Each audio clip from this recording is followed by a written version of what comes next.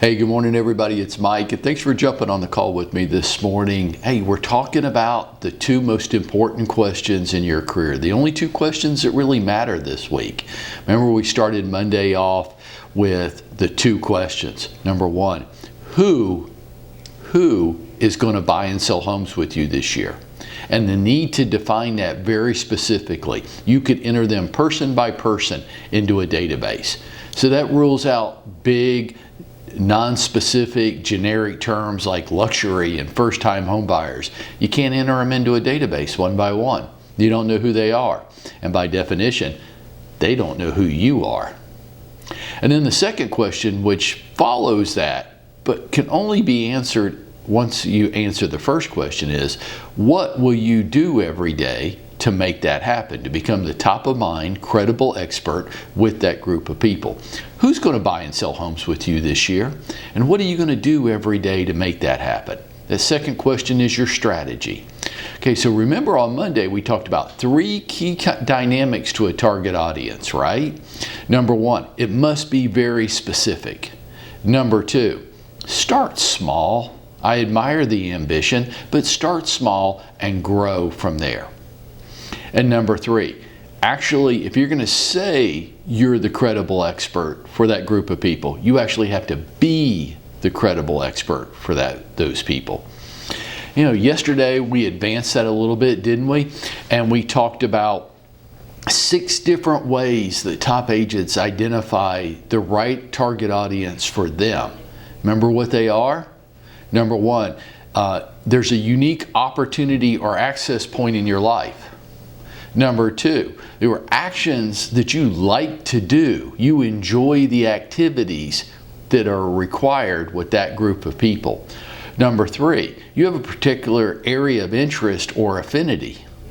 Number four, it is congruent with your personality type.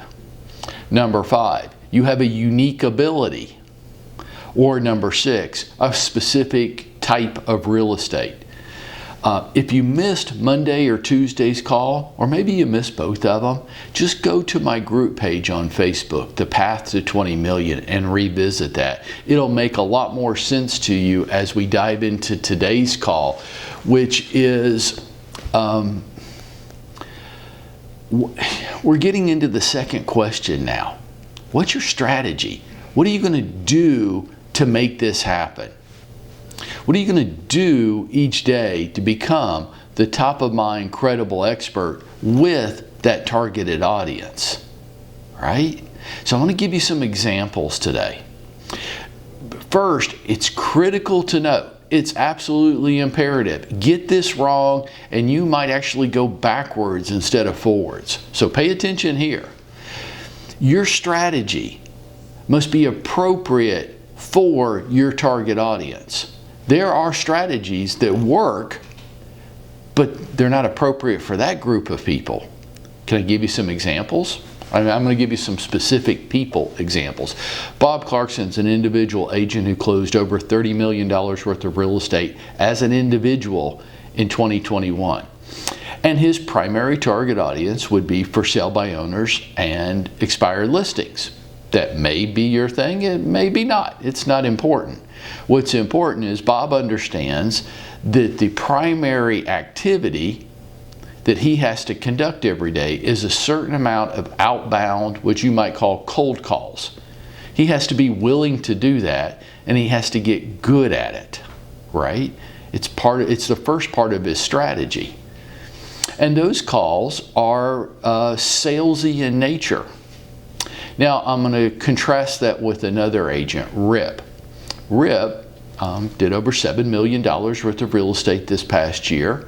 I don't remember the exact number, but well north of that, well north of 8, I believe. Rip used to be on staff with a very large church. So there's about 9,000 members of that church. And they know him. And he has their contact information. And so he can message them. Can you imagine if Rip, in his strategy, which needs to be very social and relationshipy by nature, because that's the group of people, it's a social group of people. Can you imagine if Rip implemented Bob's strategy on the people from his church. Hey, this is Rip, and just wondering if you've thought about buying or selling a house this year. Can you imagine how that would sound? Hold it. Are you the same Rip that is on staff at our church? Well, I'm not anymore. Now I'm a real estate agent, and this is your lucky day. Can you imagine how that would come across to his target audience? Can you imagine if Bob implemented Rip's strategy and he calls you up, you're a for sale by owner. I just want you to kind of close your eyes and imagine this for a second. You're a for sale by owner. Bob's going to implement Rip's strategy. He calls you up, you answer the phone, he goes, hey, this is Bob Clarkson over at Century 21. And I really just wanted to check in on you and see how you're doing these days. Is everybody in your family healthy? How is school closings impacting your children? Can you imagine? You don't know this guy. You never heard of him before. He just called you, and the first thing he wants to start talking about is, how you doing these days? I just wanted to check in on you. Would that be a little weird? Of course it would. You're mixing strategies. One is a very active type of strategy. Active is you can control the response rate that you get. Bob wants to get a higher response rate, he just makes more outbound calls.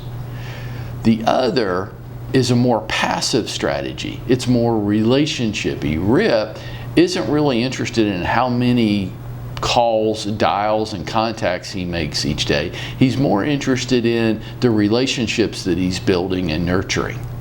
They both work. Don't mix them up, or you'll be, I guess my word is for it, you'll just sound really weird to the people. Your strategy has to go along with your target audience. So you got to know first who it is that you're trying to market yourself to.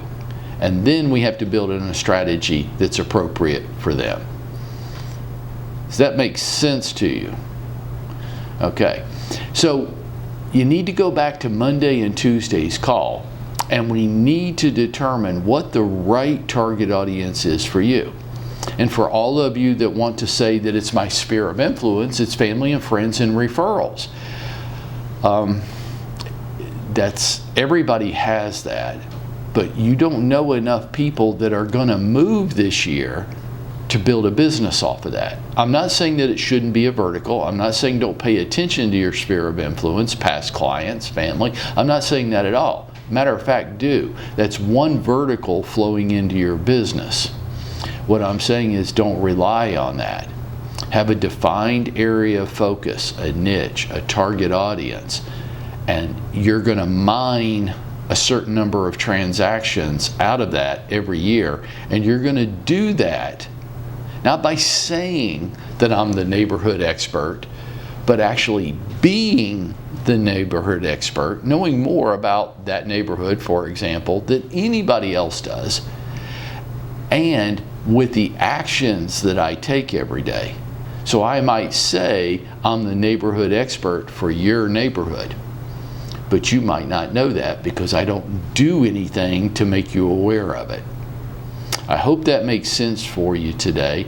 Tomorrow we're going to pull all this together. We're going to pull the right target audience and strategy and try to put it all together for you. And I want you to do something for me. And I've asked you on Monday and Tuesday to do this as well. And I'm serious. You know real estate agents in this marketplace who need help, and they're not getting it. They're just affiliated with a brokerage that's just holding their license.